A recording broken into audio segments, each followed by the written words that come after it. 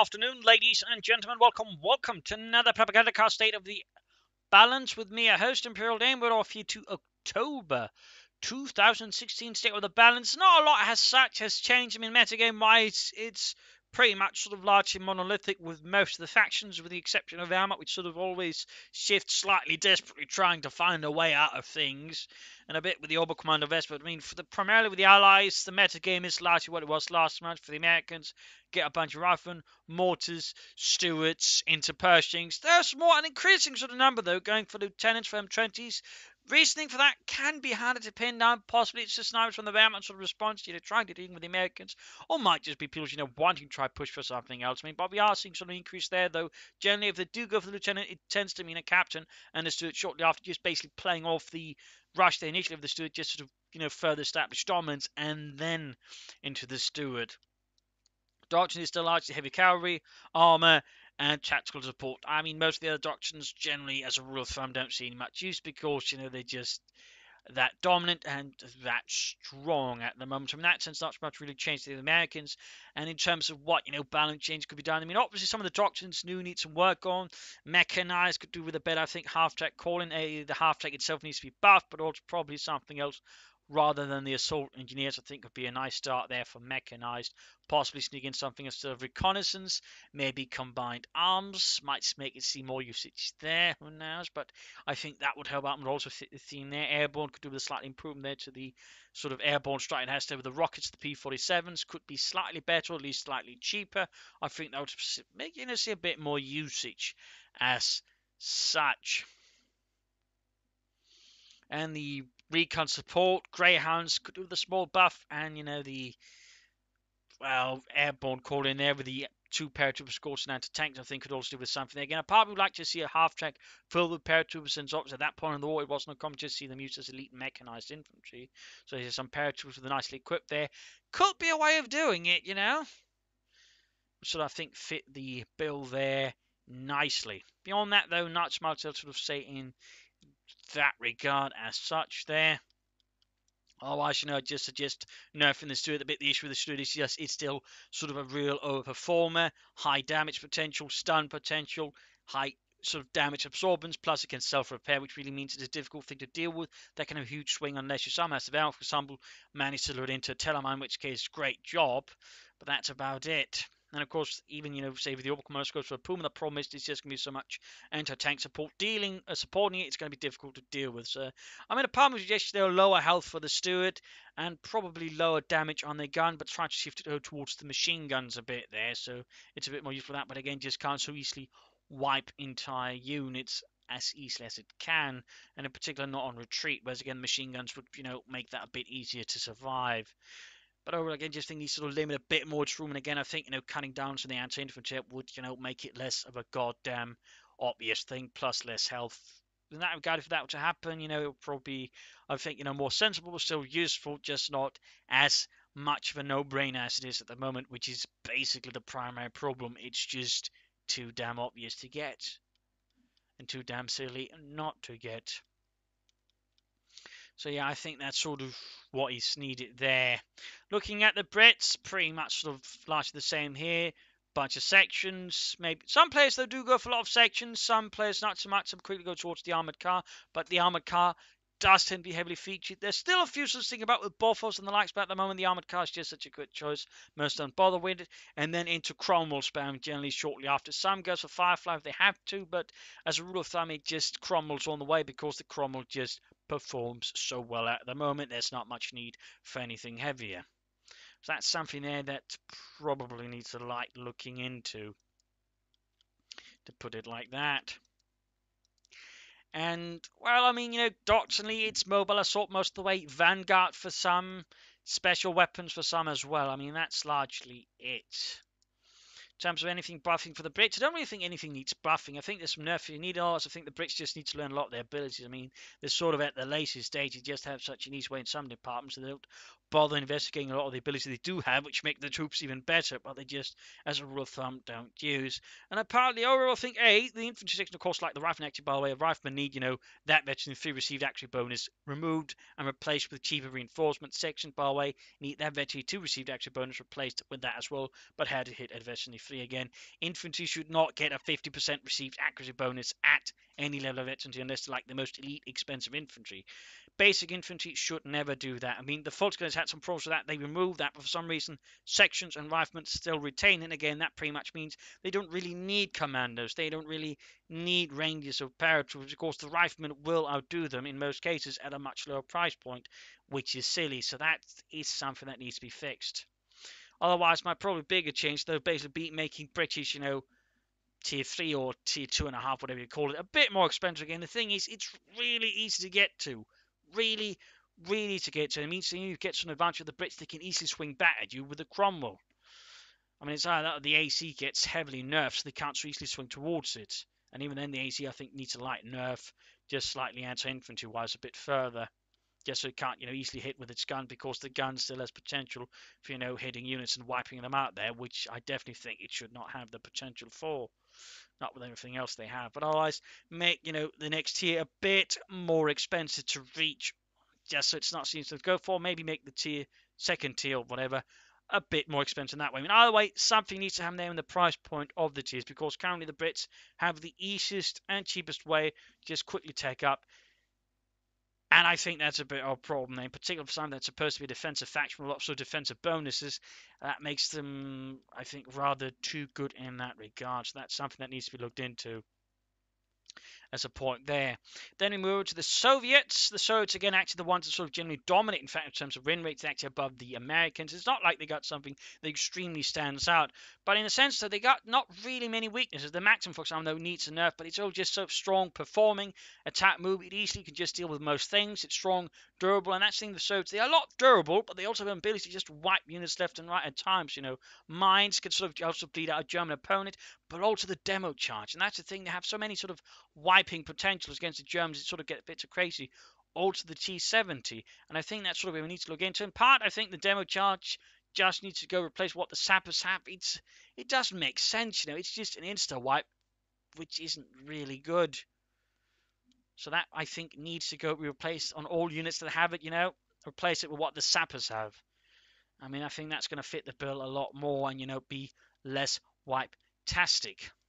But otherwise, again, I think the T-70, again, that's sort of the problem here with the Soviet T-3. I mean, you look at it, the T-70 sort of pretty much covers the role of the anti-aircraft half-track, which means there's generally no reason to use it, because, again, while the half-track in some ways slightly outperforms it, at 120 munitions extra, it tends to be not worth it.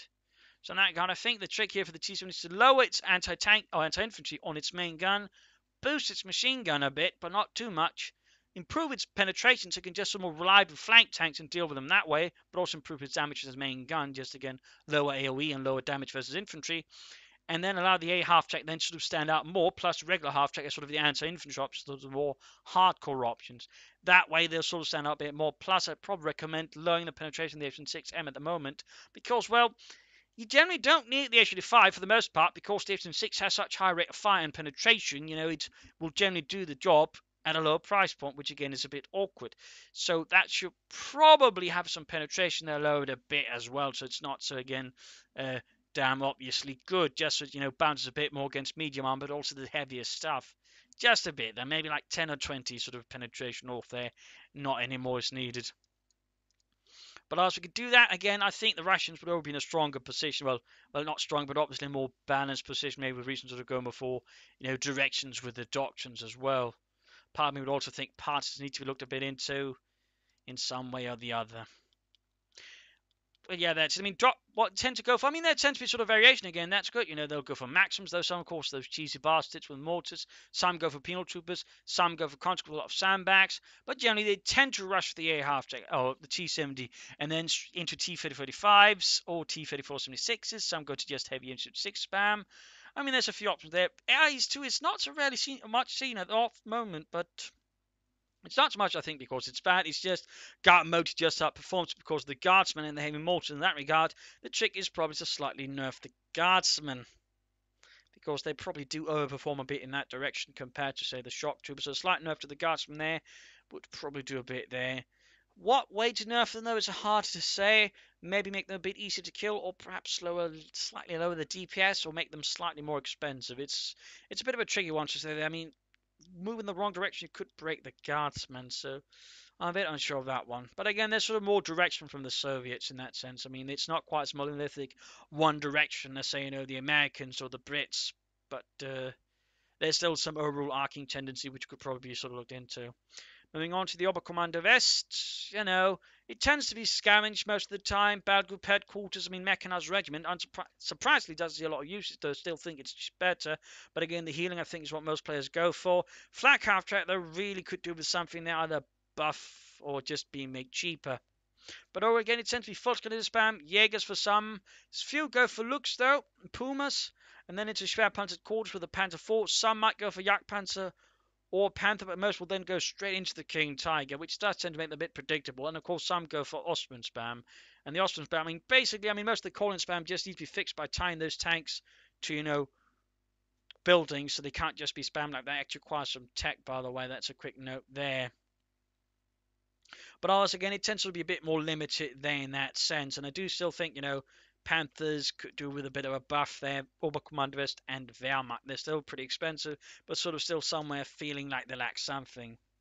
So, a small buff there, the rate of fire, damage. And a part of me also thinks, needs to look into this, adding some suppression. The old Wehrmacht stuff there, for example, had a lot of suppression on the tanks. Not, a lot of suppression, but they, had a lot of vehicles with light suppression, which, again, make your forced infantry a bit more careful around them, which, could be an idea, for the Panther, Panzer IV, and Jagdpanzer. And I definitely think they need to look into doing something about that combat blitz. Give it a combat bonus, rate of fire increase or something like that. So again, there's more potential for a bit of burst damage there, which again would then allow the Wehrmacht and the Oberkommandos to stand up both there with the stuff. And would at least, I think, fit the Oberkommandowest more with its more aggressive nature, some burst abilities there. I think, give Oberkommandowest more of a niche to stand out in, rather than just being Wehrmacht with better troops and better tanks, which is basically what they are at the moment. So, giving combat blitz a bit of a burst, so it's actually combat blitz rather than just, combat get the hell out of here blitz, I think could do Oberkommandowest a bit more good as well. Also, obviously, Spec Ops also quite popular with the Command Panther. Again, that one's pretty nice because it then has marked vehicle, which again gives a damage boost. And again, the key might then just be, boost the damage on the Panthers, obviously. That might overall make all Panthers a bit more useful. And in theory, it would then mark or reflect the actual Panther from Company 1 a bit better, which also had improved damage over most regular tanks and thus stood out more on its price points. Again, I do think damage buff there for the Panther is the key forwards. As for the Wehrmacht are also pushing in different directions. Most are still, tier 3. We got tier 2 rushes. We even seen some tier 3 rush try, though that didn't quite catch on. Some for snipers, some for MD42 Grenadier play. Mix of Panzer Grenadiers. We're seeing more Panzer Grenadiers as of late. I'm seeing more with elite troops and even Stormtroopers as of late.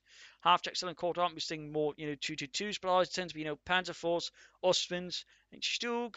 There are some that still try to play for tier 4. I try for tier 4, but the problem is still, you just have to expend so many resources, and it just doesn't quite provide the punch that you want to. And it's also actually, I think, an infantry element there at the higher tiers, like the old Wehrmacht had, just fully make worth the resource investment, which is still quite a sizable one. Also represents a type tempo loss, which the Panthers or the Sturmpanzers or the Panzerwerfer don't quite make up. They're still reasonably potent units, if well handled. Of course, that is still tricky, but the problem is I don't quite think it's on the level where it's really worth. And again, I think that's why, so most people don't generally go for it compared to, say, Panzer Force, Austrians, and Stugs. So that's definitely something that does need to be looked into. Without, a solid tier 4, the Amite is still going to be sort of an instructing faction. I do think that requires, something extra. Again, partly a buff to the Panther, a bit like, the Oberkommando West Panther, but I also think it needs to sneak in an elite unit like the Knights Crossholders. They sort of had in the first conflict one. They could just make it sort of like an Obersoldaten pendant with a few changes, or I don't know, they could just call them Nachtjäger 3-man infantry squad with, assault rifles with a sort of reasonable price point, a lot of damage potential, a lot of burst So, I mean, that could be an option there. But, again, something I think needs to happen within that room there. Sort of give, very much some more options for actually getting back there in case they're awkward. And then actually try to push for it, then maybe have a chance. Because at this stage, I mean, the thing is also, there's so many things that could easily penetrate the frontal armor, a lot of the German armor, which tends to mean, whatever theoretical advantage they have there tends to be a bit gone.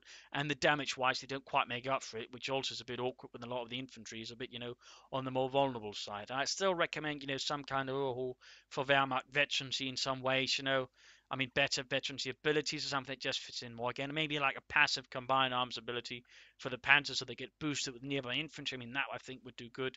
Or maybe something for the infantry there. I mean, there's options you just, need to go for. And again, I mean, it's great. We're finally getting something that against great relics looking into it with the poll, and hopefully we'll get more after that. But, still, something needs to happen. So hopefully it'll be something good that happens, in the near future. So I think that sort of largely covers it. And again, looking forward to the patch when it finally hits. Praise the Lord. So thank you all for joining, and hope this State of the Balance was a bit educational and helpful for you. If you're watching, subscribe, like, share, and comment. And of course, do consider donating to the Propagandacast and supporting it, as I do try to do this for a living, so whatever can be provided is most appreciated. And of course, a big thanks to all of those who do decide to do so on beforehand. This is Imperial Lane signing off, and see you all another time. Cheers.